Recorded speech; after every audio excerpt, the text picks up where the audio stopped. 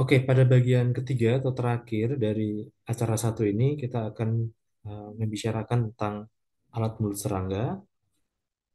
Kenapa menjadi penting? Ya, seperti saya sampaikan di awal tadi bahwa sebagian besar kerusakan yang disebabkan oleh serangga sehingga dia disebut sebagai hama itu karena aktivitas makan serangga tersebut. Sehingga sangat berkaitan erat dengan alat mulut serangga. Nanti pada acara kedua kita akan melihat bagaimana tipe-tipe gejala kerusakan kerusakan yang disebabkan oleh serangga hama atau juga hama yang lain. Jadi pada tipe alat mulut ini ada dua jenis atau dua kelompok ya, yaitu sebagai pengunyah dan penghisap. Dan berbeda dengan hewan yang lain, pada serangga ini alat mulutnya ada empat bagian, yaitu mandibula, maksila, labrum, dan labium. Labrum itu seperti struktur seperti bibir atas, kemudian di sebagai bibir bawah ada namanya labium. Kemudian untuk memotong disebut dengan mandibel, kemudian maksila, struktur untuk mengunyah atau memegang makanan tersebut. Nah, tadi disampaikan ada dua tipe, yaitu pengunyah dan penghisap. Nah, namun pada penghisap ini akan terbagi lagi menjadi beberapa jenis yang lain atau tipe yang lain. Jadi ada modifikasi-modifikasi ya, seperti tidak hanya penghisap tapi menjadi pencucuk penghisap atau menusuk menghisap. Kemudian ada pencecap penghisap, misalnya pada lalat gitu ya. Kemudian ada pengait penghisap pada larva diptera. Kemudian ada peraut penghisap atau meraut menghisap pada trips atau Thysanoptera. Baik, kita mulai dari yang pertama yaitu pengunyah atau tipe mandibulata. Ada empat bagian tadi yang sangat berperan dominan, misalnya pada belalang, ulat, kumbang, kecoa, rayap, dan sebagainya. Itu ya.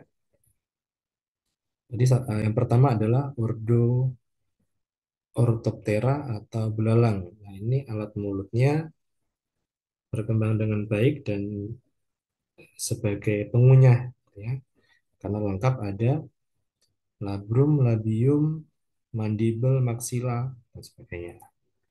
Nah, sambil mengingat kembali, untuk ordo Orthoptera ini tipe metamorfosisnya adalah Paurometabola, karena tidak melewati fase kepompong atau pupa. Nah, berikutnya adalah kelompok kumbang atau ordo Coleoptera. Alat mulutnya pengunyah, jadi sama, punya mandibel, maksila, labrum, dan labium.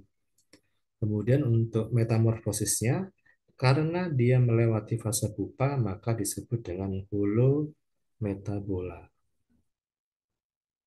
Berikutnya adalah tawon atau ordo Hymenoptera ya. Nah, ini juga alat mulutnya sebagai pengunyah dan tipe metamorfosis atau perkembangannya adalah holometabola karena seperti kita lihat di tampilan bahwa dia melewati fase pupa gitu ya.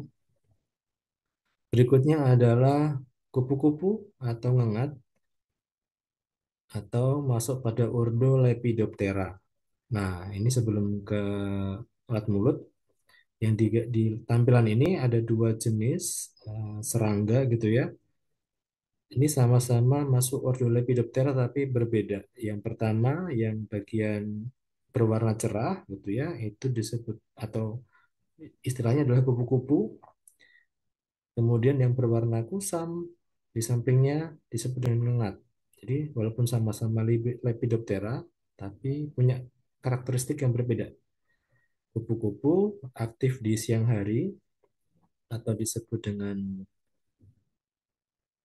diurnal, sedangkan untuk ngengat disebut dengan nokturnal atau aktif di malam hari. Kemudian alat mulutnya berbeda antara dewasa dan pradewasa. Pada fase larva atau pradewasa, alat mulutnya adalah pengunyah, sedangkan untuk imagonya, alat mulutnya adalah penghisap. Nah, karena dia melewati fase pupa, maka disebut dengan atau tipe metamorfosisnya disebut dengan holometabola. Kemudian ada kelompok lalat atau diptera. Alat mulutnya juga berbeda antara larva dan dewasanya. Pada larva disebut dengan pengait penghisap, sedangkan pada imagonya disebut dengan pencecap penghisap atau penjilat penghisap. Gitu ya.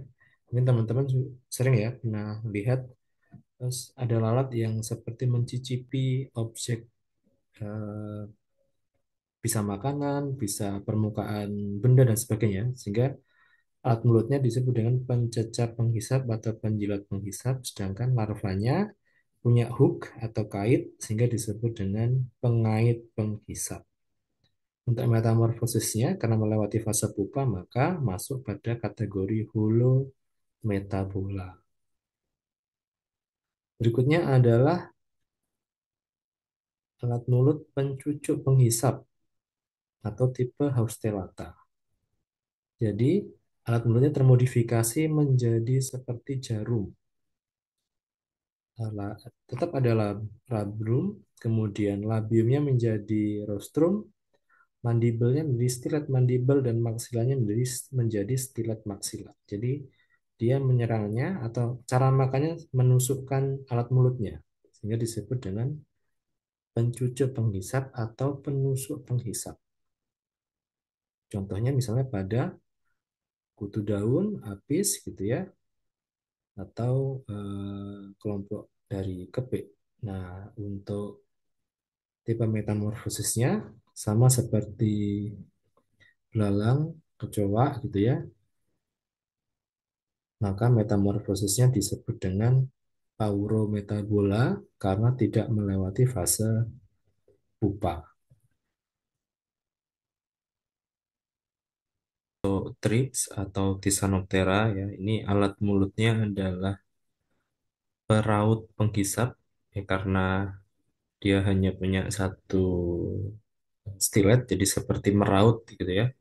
Sehingga nanti gejalanya bisa diamati, dia khas gitu ya, membuat bercak keperakan pada daun atau buah atau bagian tanaman yang lainnya.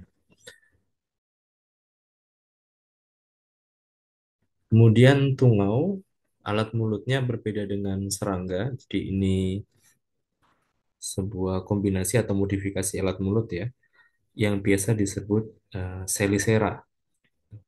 Nah, alat mulut ini berbentuk seperti capit atau pisau yang berfungsi untuk menusuk atau mencabik mangsanya.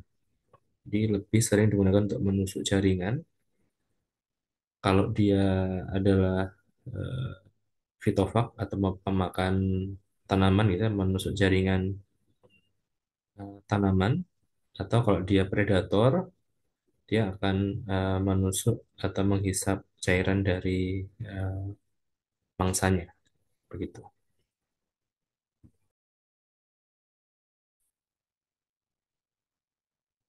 Oke, baik. Demikian untuk penjelasan atau asistensi dari acara satu, praktikum perlindungan tanaman. Nanti untuk kegiatan praktikum dan tugas-tugasnya akan disampaikan oleh kakak-kakak koas.